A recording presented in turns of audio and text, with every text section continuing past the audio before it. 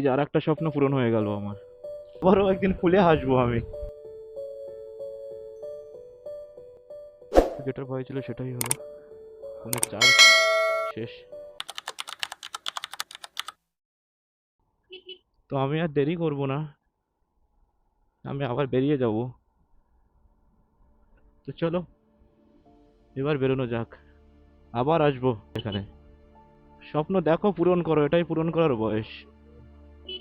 এরপরে স্বপ্নগুলো স্বপ্নই থেকে যাবে। আর শেষ বয়সে গিয়ে মনে হবে, ইস, যদি এক ঘন্টা বার ঘুরে আসতাম ওই সময়, একটু সময় নষ্ট হতো। আর এগুলোকে সময় নষ্ট করা বলে না, তুমি বেঁচে থাকবে মানে তোমার মনে যেটা আনন্দ পাবে সেটাকে সময় নষ্ট বলে না। এই যে এতদিন ফোনে দেখতাম, ভিডিওতে দেখতাম, আজ আমি ভিডিও বানাচ্ছি ভাই।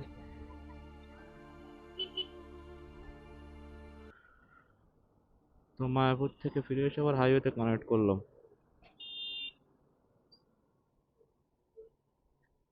এবার ওই লেনে গিয়ে তারপর ওদিকে বাড়ি। এদিকটা চলে যাচ্ছে মালদার দিকে, আর এদিকটা বারাসাত।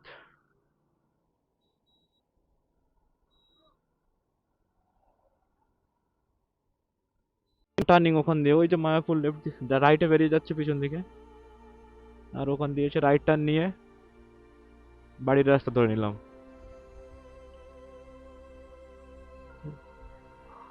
অনেকে ভাববে যে কেন আসলাম, এমনি আসলাম, যে গিয়েছি এসছি, এটুকুই তো। তাছাড়া আর কিছু না, এমনি আসলাম আমি। ভাবছিলাম অনেক দিন থেকে যাবো যাবো যাবো, এরপরে ওর ফাঁকা পাবো কিনা তার ঠিক নেই। না, চাইলে ফাঁকা করা যায়, এটাও একটা অজুহাত যে ফাঁকা পাবো কিনা। চাইলেই ফাঁকা করা যায়, তুমি নিজের টাইম বের করে নিতে পারবে যদি ইচ্ছা থাকে। ইচ্ছাটা থাকা প্রয়োজন ভাই। এটা কি নদী? কোনো একটা নদী হবে, এর উপর দিয়ে ব্রিজ আছে নাকি? না, সামনে একটা নদী আছে যেটার উপর দিয়ে রাইট দিয়ে রেল ব্রিজ, আর লেফট দিয়ে এখান দিয়ে এমনি নর্মাল গাড়ি যাওয়ার ব্রিজ। এই যে সেই ব্রিজটা বলছিলাম না, একটা ব্রিজ আছে যেটার উপরে ওই যে ট্রেন লাইন পার হওয়ার জন্য সেই ওভার ব্রিজটা। নদীর উপরে, কি নদীর উপরে আমি জানি না ঠিক, বাট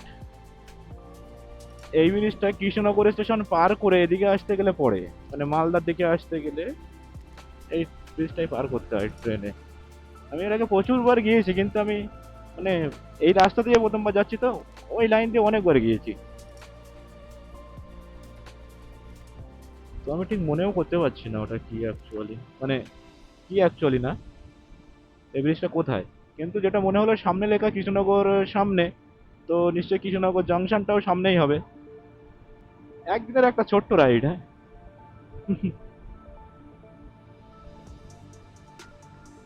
বাড়ি থেকে 160 কিলোমিটার দূর কৃষ্ণনগর। হ্যাঁ, বাড়ি থেকে আমি দেখছিলাম 160-165 মতো হবে।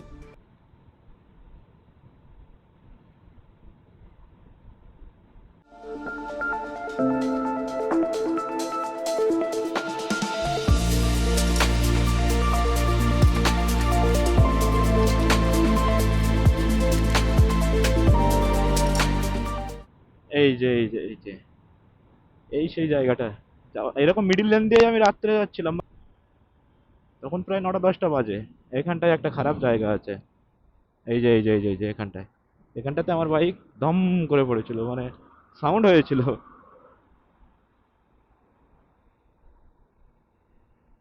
তো গান চলছে, इन लम्हों पे फिर हंसी होगी। ভাই হবে, আবারও একদিন ফুলে হাসবো আমি। মানুষের 10টা বছর শেষ হয়ে যাওয়া,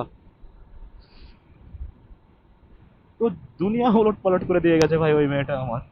আবারও একদিন আমি হাসবো।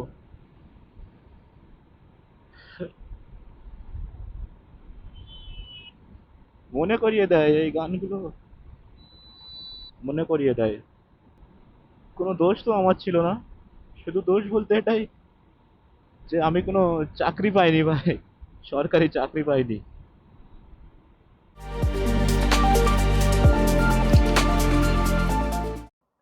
তো চোখে মুখে জল দেওয়ার জন্য একটু দাঁড়িয়েছিলাম, আর গাড়িতেও আমার দেখতে হচ্ছে একদম 14,000 কিলোমিটার কমপ্লিট হয়ে গেছে পাক্কা। আর গাড়ি এভারেজ বেড়ে হয়ে গেছে 52.9। ও, চলো আবার যাওয়া যাক। এখনো অনেক পথ বাকি। আর দেখো আমি দাঁড়িয়েছি রাস্তার সামনে, স্পিড লিমিটের বোর্ড দেওয়া ওখানে, যে কে কত স্পিডে যাচ্ছে সেটা দেখা যাচ্ছে। 80 এখানে লিমিট করা।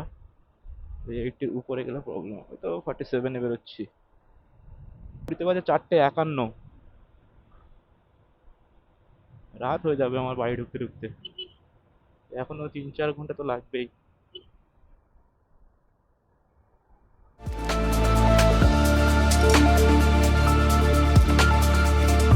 সুন্দর রাস্তা। এরকম রাস্তা থাকলে না তুমি আরামসে শিলিগুড়ি পৌঁছতে পারবে 10 ঘন্টার মধ্যে। এখন তো যা হয়েছে 10 ঘন্টার মধ্যে অনেকে পৌঁছে যায়, যাদের কাছে হায়ার সিসি থাকে তারা তো আগেই বেরিয়ে যায়।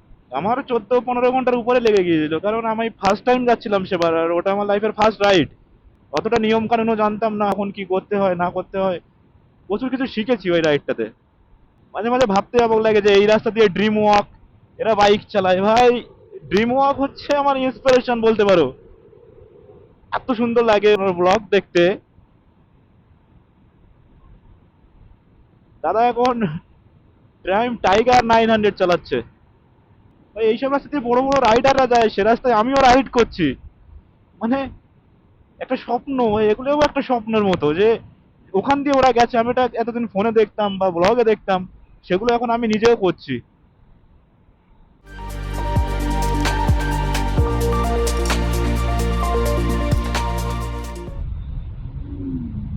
ভাই নিনজা বেরিয়ে গেল পাশ দিয়ে।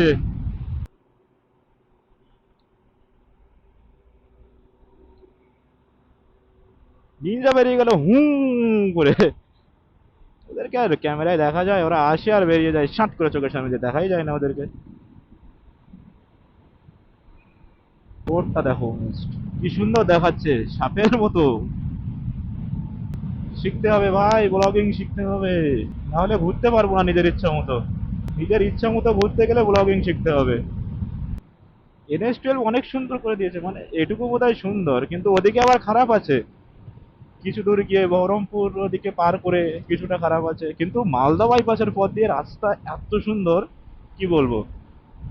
যারা গিয়েছে তারা তো জানোই, আর যারা যাওনি তারা দেখে নিতে পারো ভিডিওয়। জাস্ট দারুণ। মালদা বাইপাসের পথ থেকে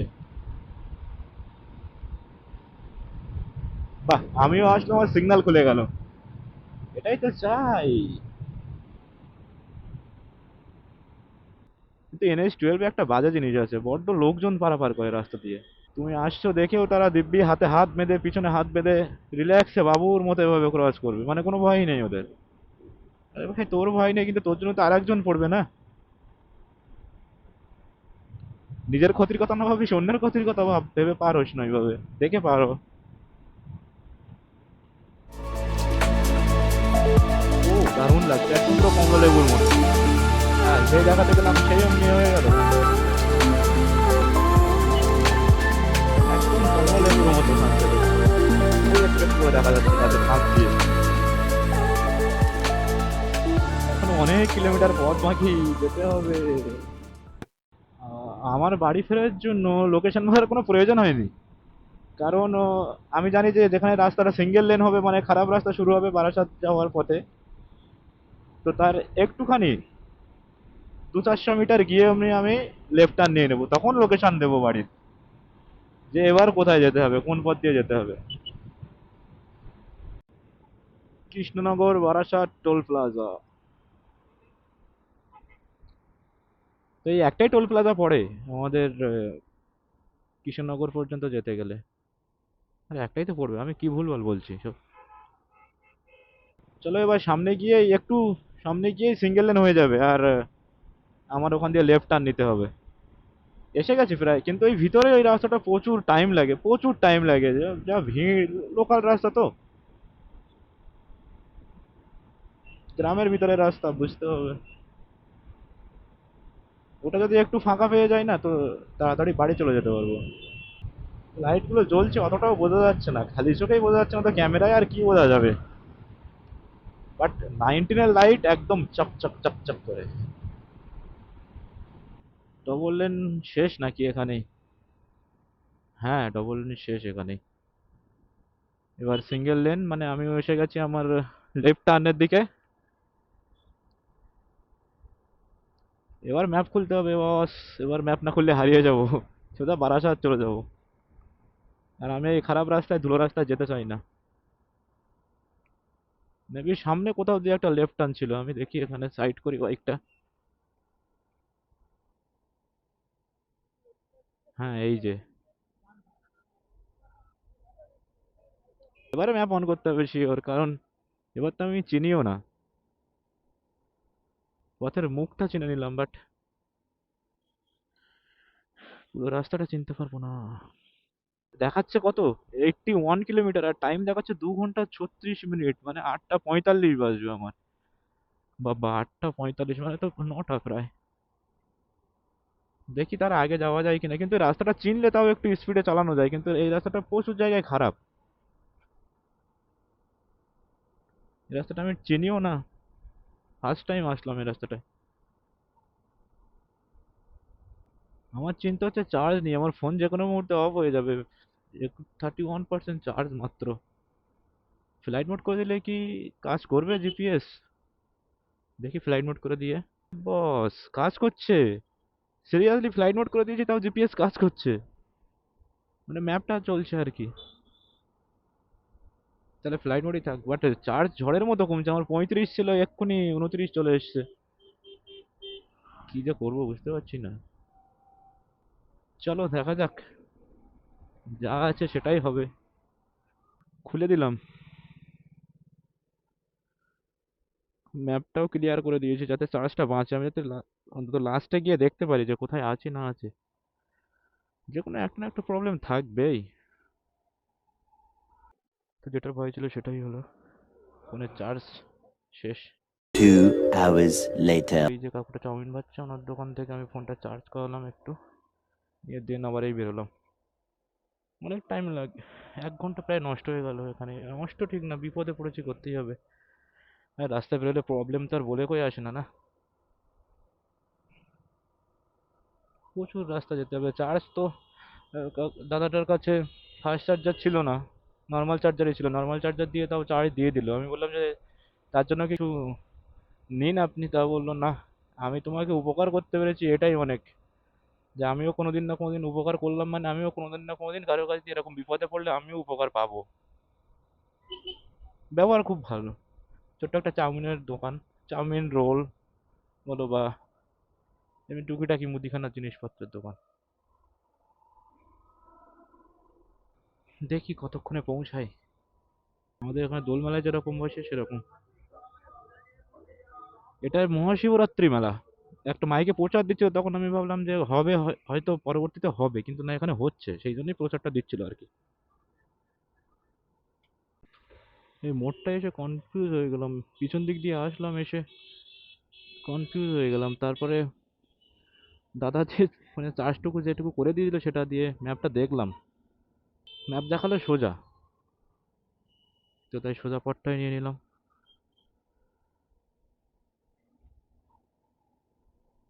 কে কখন কিভাবে বিপদে পড়বে কিচ্ছু বলার নেই ভাই। একজন সিভিক ভলেন্টিয়ার দাঁড়িয়ে ছিল, তার কাছে জিজ্ঞাসা করলাম যে বসিরহাট কোন দিক দিয়ে, তো সে বললো সোজা, এদিক দিয়ে গেলে ঘুরে পড়বে। ও এই যে সেই মেলার এখান, এই রাস্তা দিয়ে আমি এসেছিলাম।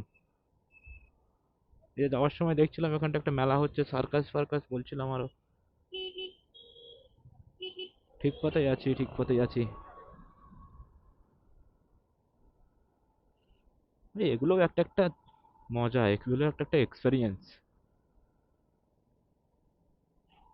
এরকম এক্সপেরিয়েন্স থাকা ভালো। যখন গুগল ম্যাপ কোথাও থাকবে না তখন কি করবে?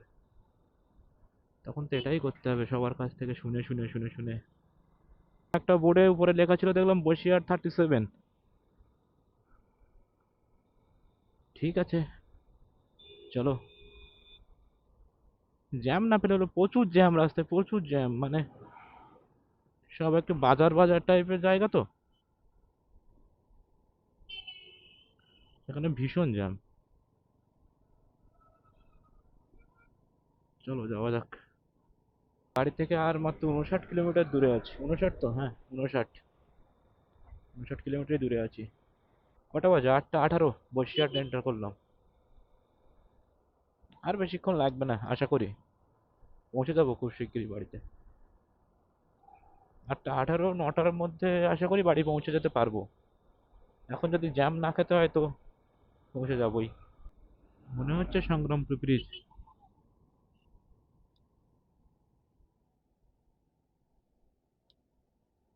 হ্যাঁ, ওটাই তো। এই রাস্তাটা দিয়ে আমি গিয়েছিলাম ড্রাইভিং লাইসেন্স করতে, পিছনে ওই সাইডটাতে।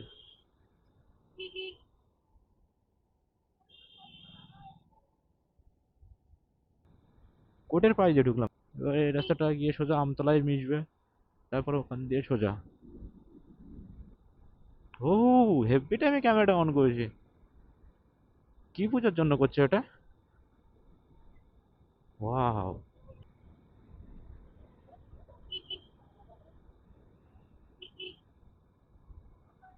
আমতলায় আসলাম। এবার এখান দিয়ে স্ট্রেট বেরিয়ে যাবো, এখান দিয়ে রাস্তা আমার একদম মুখস্থ।